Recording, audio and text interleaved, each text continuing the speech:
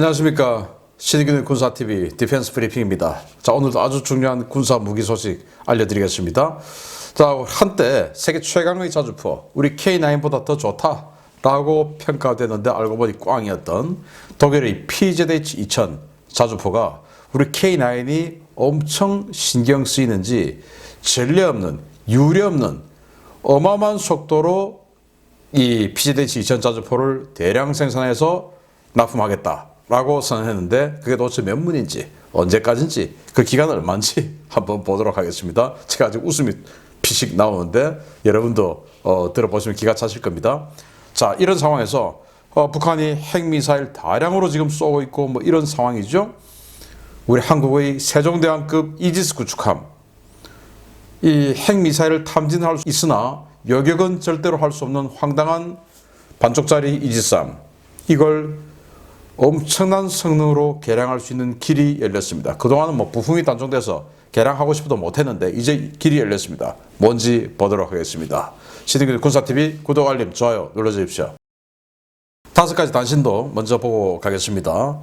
미국이 대만이 발주한 GLSDB 물량을 우크라이나에 우선 배정해서 뭐 지금 중국이 대만 친다고 하는데 그러거나 말거나 우크라이나 먼저 준다 해서 대만이 지금 굉장히 반발하고 있다는 소식에서부터 우크라이나 공군이 정밀 유도 폭탄이죠. 합동 직격 폭탄, 이 JDAM 운용 안정화 단계 진입 선언했다라고 하면서 JDAM 가지고 지금 많은 전과를 올리고 있는 상황을 알려봤는데 보도록 하겠습니다. 첫 번째입니다. 대만이 가장 먼저 발주했던 지상발사 소구경 폭탄, 일명 GLSDB가 우크라이나 전쟁으로 인해 납기 우선순위가 3년이나 밀려났다고 대만 당국이 성토했습니다. 당초 올해부터 인수했어야 할 물량이 모두 우크라이나로 갔기 때문인데요. 미국 측은 빨라야 2026년에나 인도가 가능하다는 입장이어서 대만이 크게 반발하고 있습니다.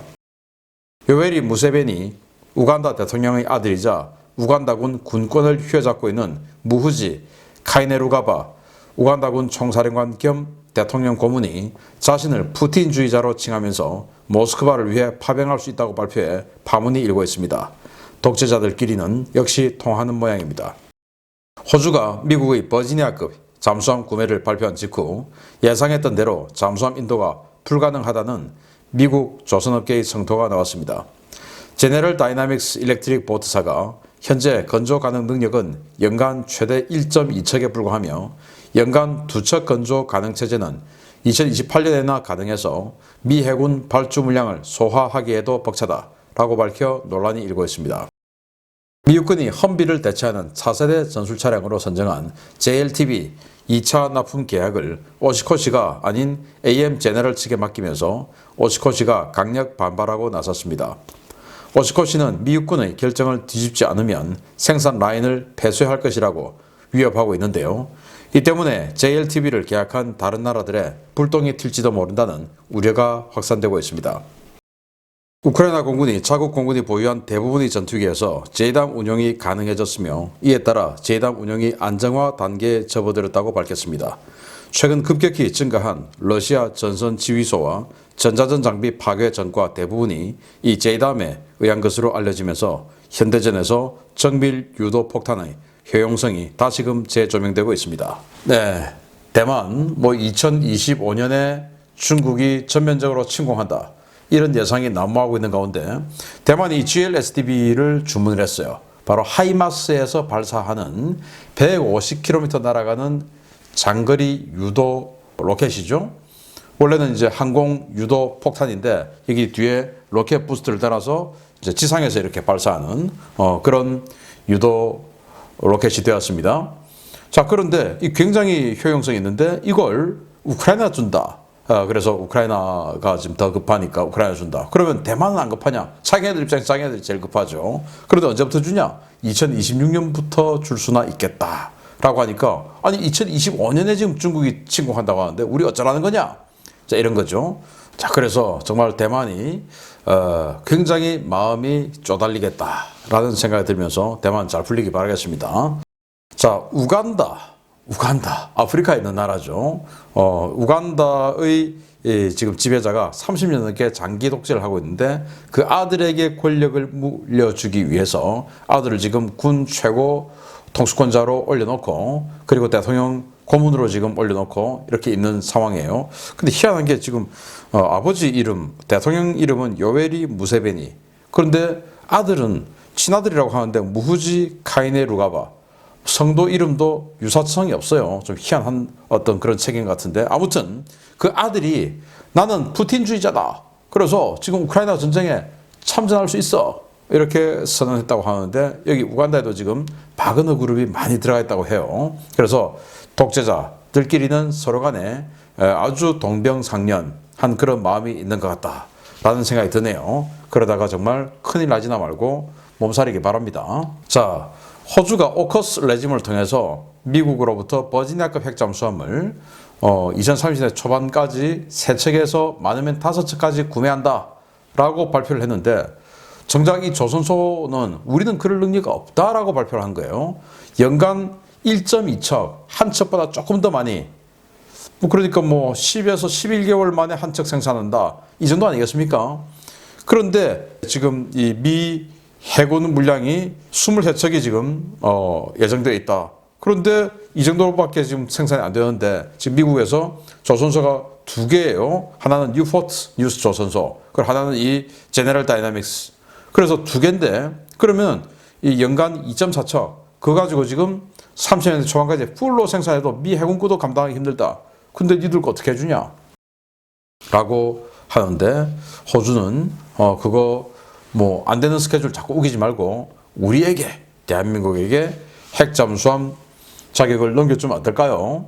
자, 오시코시사죠. 트럭 만드는 아주 유명한 회사인데 이 오시코시사가 JLTV의 생산을 따냈죠. 물론 그 개발비는 미 육군이 다 줬습니다. AM 제너럴이라는 또 회사가 있어요. 바로 험비 만들던 회사죠. 그 험비 만들던 회사는 졌어요. 오시코시에게. 그런데 오시코시는 야 내가 다 먹었구나 라고 생각했는데 아니 2차분 생산하려고 하니까 미 육군에서 야 그래도 AM 제너럴도 좀 살려줘야지 해가지고 그 2차분을 AM 제너럴에게 하청을 준 겁니다. 그냥 니들이 생산해. 오시코시가 개발했지만 개발비는 미 육군이 됐으니까 그 어떤 권리, 라이센스는 미 육군이 가지고 있는 것이다. 이제 이런 것이죠. 마치 M16 소총 쫙 풀었듯이. 그래서 AM 제너럴 니들도 살아야 되니까 니들이 생산해. 이렇게 돼가지고 오시코시가 지금 열받아가지고 지금 무슨 소리냐? 그럼 우리 라인 접어버린다? 라고 지금 미 육군을 압박하고 있는데 리투아니아 이런 나라들이 오시코시하고 계약해가지고 이 JLTV 구매 계약을 체결했거든요. 그러면 오시코시 라인 접어버리면 어떻게 됩니까? 공장이 붕 뜨는 거죠. 큰일 났죠. 그래서 미군이 이걸 어떻게 해결할지 지켜봐야 되겠습니다. 자, 우크라이나 공군이 이 JDAM 이게 한 24km 거리에서 탁 떨어뜨리면 여기에 이제 유도 키트가 이렇게 장착돼서 탁탁탁탁 조정해서 GPS 위성 GPS 유도를 통해서 쫙 이제 유도를 해서 날아갑니다. 아주 천천히 이제 날아가서 정확하게 꽂히는데 한 2m 안에다가 딱 꽂히는 엄청난 정확도죠. 그래서 최근에 보면 이 바흐무트 지역에서 그렇고 러시아군 지휘소, 러시아군 전자전 센터, 전자전 제모 이런 것들이 계속 파괴되고 있는데 그렇게 정밀하게 파괴되는 게 JDAM이 지금 이제 활성화되어서 거의 모든 전투기들이 JDAM을 운영할 수 있게 됐다라고 우크라이나가 이야기를 했어요. 그런데 전투기와 파일럿이 부족하다. 빨리 좀 지원해달라. 이런 첨언까지 했습니다. 지금 슬로바키아하고 폴란드에서 미국이 짓고 들어가는데 많은 전투기 조종사들이 추락 격추를 통해서 또는 제대해서 이제 더 이상 복무 안 하는 이런 상황으로 인해서 지금 조종사가 너무 줄어들어서 전투기를 조종할 사람이 없답니다. 참 황당한 상황인데 아무튼 잘 해결되기 바라겠습니다. 자, 이런 단신 바탕으로 주요 소식 들어갑니다. 첫 번째입니다. 우크라이나에 공급한 자주포 전력 공백을 메우기 위해 PZH-2000 자주포 긴급 도입을 결정한 독일 정부와 제작사 측이 이 도입 사업에 대해 전례 없는 속도의 생산 스케줄이라고 표현하며 PZH-2000의 생산 속도가 빨라질 것이라고 발표했습니다. 그런데 그 실체를 보면 정말 전례 없는 속도가 맞는지 모르겠습니다. 독일 정부가 우크라이나에 공급한 PZH-2000 자주포의 전력 공백을 메우기 위해 최대 24문의 동일 자주포 구매를 결정한 가운데 이 가운데 1차분 18문에 대한 생산이 곧 이루어질 것이라고 독일 국방부와 크라우스 마파이 베그만이 현지 시각 4월 1일 밝혔습니다. 양측은 우크라이나 전쟁을 통해 세계 최정상급 자주포임을 입증한 PZH-2000의 추가 도입 결정에 따라 곧 자주포 생산이 이루어질 것이라면서 이번 생산 작업의 가장 큰 목표는 전력 공백을 메우기 위해 최대한 빠른 속도로 자주포를 생산하는 것이다 라고 밝혔습니다. 크라우스 마파이 베그만 측은 우리는 연방군으로부터 PZH-2000 18문 생산 의뢰를 받았으며 이에 따라 곧 자주포 생산에 착수할 것이라며 이번 생산 공정은 전례 없는 비정상적인 빠른 속도로 이루어질 것이다 라고 밝혔습니다. 업체 측이 밝힌 전례 없이 비정상적으로 빠른 속도는 2년인데요. 크라우스 마파이 베그만 측은 한 개 포대를 구성할 수 있는 6문씩 총 3차례 납품이 이루어질 것이고 첫 번째 포대 납품은 오는 2025년 하반기가 될 것이라고 밝혔습니다. 업체는 연방군의 요청에 의해 총 6문씩 3차례 인도가 이루어질 예정이지만 2025년으로 예정된 납기가 확정된 것은 아니며 이 일정은 상황에 따라 연기될 수도 있다 라고 밝히며 빠져나갈 구멍을 만들어 놓고 있는데요. 이 때문에 오신트 소식통들은 납기를 맞출 자신이 없는 것 아니냐라며 해당 업체를 조롱하고 있습니다. 특히 오신트 소식통들은 자주포 18문 생산에 2년이 걸리는 것을 전례 없이 비정상적으로 빠른 속도라고 표현하는 것을 놓고 한국의 K9 자주포 납품 사례와 비교하며 조롱하고 있는데요. 우리 K9도 앞으로의 판촉에서 전례 없이 비정상적인 모 자주포보다 훨씬 더 빠른 납품 보장이라는 카피를 내걸면 어떨까 싶습니다. 네, PZH-2000 이번 우크라이나 전쟁에서 우크라이나가 받아보니까 완전히 그냥 이 포신도 다 다른 거 이런 거 줘가지고 몇 번 쏘니까 그냥 포신 갈아야 되고 또 포신 주려고 하니까 없다 그래서 리투아니아 이런 데 가서 교체하고 이런 뭐 아주 찌질한 짓을 보였던 독일이 지금 야 전쟁이 이게 남의 게 아니구나. 나는 전쟁에 관심이 없는데 전쟁은 나에게 관심이 있구나. 라는 자각이 들었는지 18문, 달랑 18문을 추가 생산하겠다고 결정을 했는데 이 PZH-2000을 생산하는 크라우스 마파이 베그만이 전례 없이 기록적으로 비정상적으로 빠른 속도로 납품할 거야. 라고 했는데 언제? 2년 후에 첫 번째 포대를 납품한답니다. 2년 후에 첫 번째 포대 납품하면 18문 다 납품하려면 뭐 3년 이상 걸리겠죠. 우리 K9 자주포가 폴란드에 수출된 거 정말 기록적인 건데요. 물론 뭐 한국군 그 쓰려고 만들고 있던 걸 이제 막판에 바꾸어서 폴란드로 줬을 가능성이 아주 높은데 어쨌든 계약 후 4개월 만에 갖다 줬습니다. 정말 뭐 엄청난 속도죠. 그 정도 속도를 가지고 전례 없이 비정상적이라고 해야지 18문 가지고 뭐 그중에 첫 번째 포대 6문을 2년 후에 납품하겠다. 그것도 하반기에 2년 반이죠 그러면. 그래서 우리 K9을 당할 재간이 없겠다. 그러면 이제 기자들이 질문했어요. 그렇게 오래 생산하는데 이거 뭐 좀 성능 개량 좀 하냐? 물어보니까 성능 개량 전혀 없답니다. 그래도 우리 K9은 K9 A1, A2 계속 업그레이드 되죠. 독일 자주포가 우리 K9을 이길 길은 없겠다라는 생각이 듭니다. 자, 두 번째, 우리 세종대왕, 우리 해군 이거 꼭 봐야 됩니다.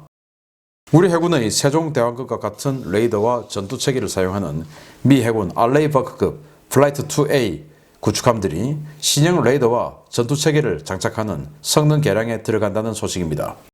미국이 성능 개량 사업을 진행할 때 가장 저렴하게 구매할 수 있다는 점을 고려해 우리 해군도 세종대왕급 개량을 서둘러야 할 것 같습니다. 미 해군이 알레이버크급 플라이트 2A 구축함에 최신형 이지스 레이더인 AN 스파이6를 탑재하기 위해 레이시온과 6억 1,900만 달러 규모의 수정 계약을 체결했다고 복수의 해군 전문지들이 현지 시각 4월 1일 보도했습니다. 미국 시각으로 3월 29일 체결된 이번 수정 계약은 누적 32억 달러 규모의 성능 개량 사업인데요. 알레이버크급 29번 함이자 플라이트 2A의 버전의 첫 번째 함인 오스카 오스틴 함을 시작으로 대부분의 플라이트 2A형이 개량 공사의 대상이 될 예정입니다. 미 해군은 선체가 협소하고 소요 전력 충당이 어려운 알레이버크급 초기형은 추가 개량 없이 2031년까지만 운용하고 플라이트 2A부터는 레이더와 전투체계를 개량한다는 방침인데요. 이번 개량을 통해 탑재되는 스파이6 레이더는 만재 배수량 9,000톤급의 플라이트 2A 선체에 맞게 개량된 스파이6 V4 버전입니다. 스파이6 레이더는 폐사 방식 레이더였던 기존 스파이1 계열과 달리 A사 방식의 최신형 설계를 도입한 레이더인데요. 알레이버크급 플라이트 3에는 37개 모듈 형태가 들어가지만 이보다 선체가 작고 발전량이 떨어지는 플라이트 2A에는 24개의 모듈이 탑재됩니다. 스파이6는 단 9개 모듈 버전으로 기존의 스파이1 이지스 레이더와 대등 이상의 성능을 발휘하는데요. 24개 모듈을 장착한 버전은 F-35 수준의 스텔스 전투기도 100에서 200km 밖에서 탐지 가능하고 데이터 동시 처리 능력도 크게 향상되어 탄도미사일과 일반 공중 표적에 동시 대응할 수 있는 강력한 성능을 갖추고 있습니다. 미 해군은 스파이1 레이더를 탑재한 플라이트 2A 구축함 가운데 선체 상태가 양호한 전투함들을 대상으로 순차적인 레이더 교체 작업을 진행할 계획인데요. 우리나라도 세종대왕급, 나아가서는 정조대왕급 성능 개량을 서둘러 더 합리적인 가격으로 최고의 성능을 뽑아낼 수 있도록 전력 계획을 조정해야 하겠습니다. 네, 미국이 알레이버크급 이지스 구축함의 플라이트 3에 가서 스파이1이 아니고 스파이6 레이더를 탑재를 했죠. 그래서 엄청나게 강력한 이런 성능을 구현하는데 기존 스파이1 레이더를 탑재한 군함의 한 4배 성능이다. 이렇게 되니까 정말 대단한데요. 이런 게 들어갑니다. 그러니까 이제 A사 한 개 모듈이죠. 이걸 이제 레이더 모듈 어셈블리라고 하는데 요거 9개 들어간 요게 스파이 1D. 그러니까 지금 현재 우리 세종대왕이나 정조대왕급하고 똑같은 성능을 낸다. 9개짜리가 라는 겁니다. 그러면은 지금 이제 알레이버크급 플라이트 3 지금 최신형 군함은 몇 개 들어가냐? 37개 들어간다는 겁니다. 4배 이상의 성능이죠.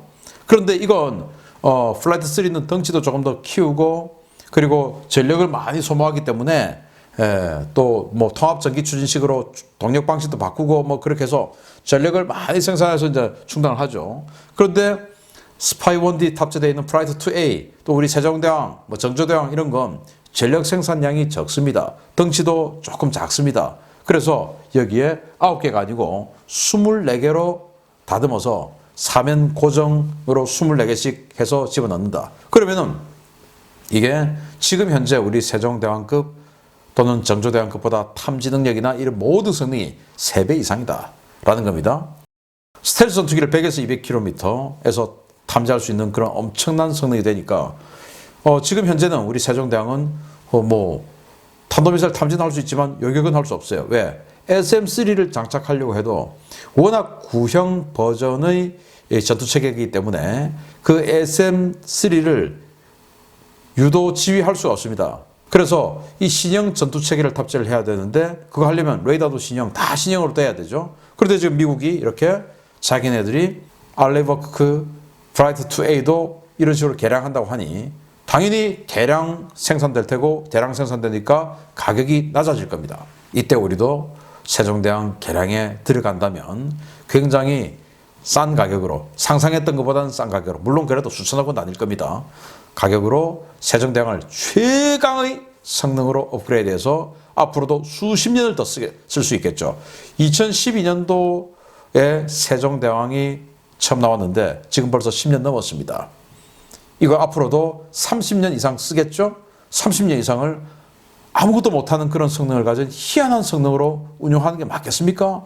지금부터 계획을 세워서 3, 4년 후에는 개량 작업에 들어가는 이런 로드맵을 빨리 세워놔야 된다. 그리고 정조대왕도 저런 식으로 나와서는 안 된다. 그래서 정조대왕 지금 이제 나오지만 그것도 장기적인 플랜을 세워서 미군이 이런 업그레이드 작업이 끝나는 후반기에는 정조대왕도 또 업그레이드 작업에 들어가는 개량의 인색에서는 안 되죠. 그런 대한민국 해군이 되기를 바란다 라는 말씀을 드리면서 이 부분에 대해서 좀 더 자세히 그리고 정확하게 정말 여러분들께 알려드리고 싶고 여론을 형성하고 싶습니다. 그리고 우리 해군에게 촉구하고 싶습니다. 그리고 우리 해군 위에 있는 국방부, 합참, 그리고 그 위에 대통령실 이런 데도 좀 알려서 이 필요성을 느끼게 하고 싶습니다. 그래서 필요하다면 제가 심층 분석을 통해서 신인근의 국방TV에서 다시 한번 반드시 우리에게 필요하다라는 것을 알려드리는 심층 분석의 시간도 한번 가져보도록 하겠습니다. 마치겠습니다. 감사합니다.